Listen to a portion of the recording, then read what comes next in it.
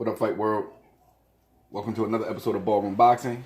Just real quick, wanted to talk about this one thing. I'll come back and do another short later, but I wanted to talk about this.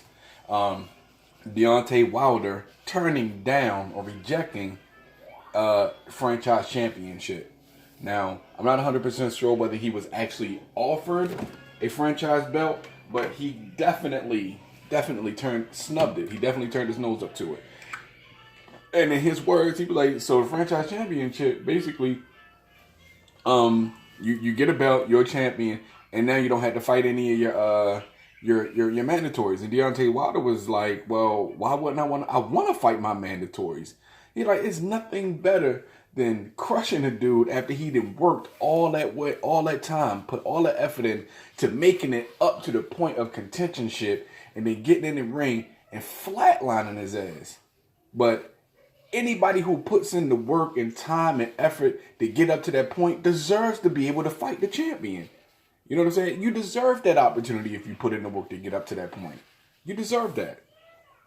So in short, he's not a fan of the franchise championship. And he shouldn't be. Now, if you guys are regulars on YouTube and regulars with boxing channels, especially the black boxing channels, who I would say for the most part, majority of the black boxing channels are the most unbiased channels out there. I hate to say it, but we have nothing to gain by lying on our favorite fighters. It actually does them a disservice when we lie and show these unwarranted amounts of fanboyism. It doesn't do our fighters any favors. Like Canelo's fans, for instance. Canelo's fans seem to be more fans of him than they are of boxing. And in turn, they're not doing him any justice. Because he'll get hundreds of thousands of fans to come out and talk about what he's doing and why he should be allowed to be excused for the fuckery. But then, they won't actually buy tickets to his fights. They won't actually subscribe to DAZN so they can see him fight. They'll just get online and talk shit about us talking shit about what he's doing and what he's not doing. It's amazing.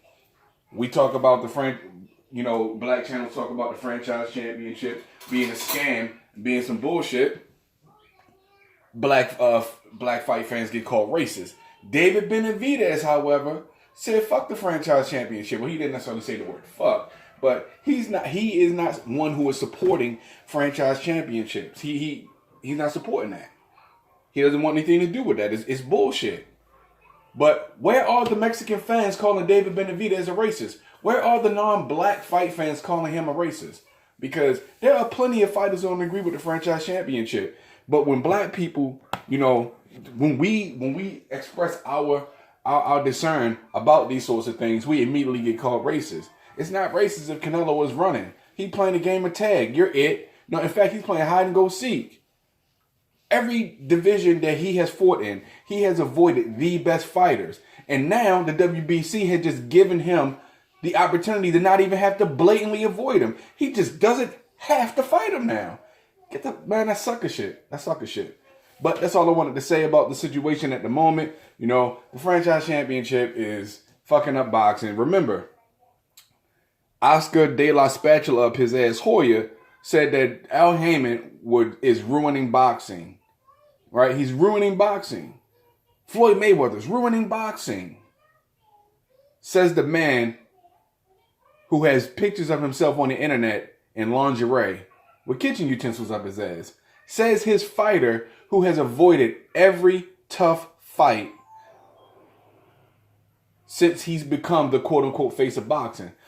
But I just got to say this. Canelo's not the face of boxing. When I think of boxing, I don't think of a motherfucker who's ducking every fucking official challenge that's out there to run and hide to try and, build this abracadabra legacy. This is prestidigitation that we're seeing with Canelo Alvarez. You'll look at his resume on paper and say, wow, what a great resume. And then you look at his fights and say, damn, this is like getting a bag of chips.